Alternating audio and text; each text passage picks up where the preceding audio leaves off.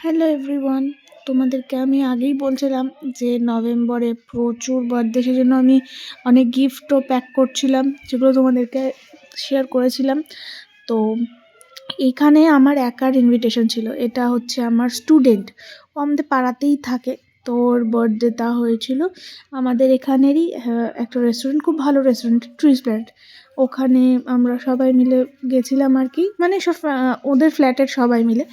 তো এখানে ফার্স্টে আমরা খেলাম অ্যাপিটাইজারে স্যুপ, যেটার মধ্যে চিকেন, মাশরুম, এগ সব ছিল। তারপর ক্রিস্পি চিকেন।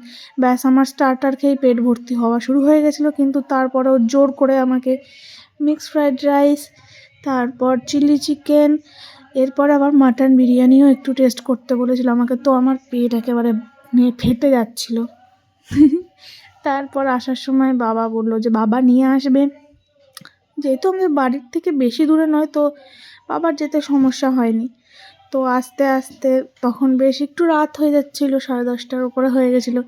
তো আস্তে আস্তে বাবার সাথে গল্প করতে করতে আসছিলাম যে আমি যখন স্কুলে পড়তাম তখন বাবা ঠিক এইভাবেই টিউশন পড়ানো হয়ে যাবার পর ঠান্ডার দিনে কিভাবে আমরা আসতাম ঠান্ডায় কাঁপতে কাঁপতে।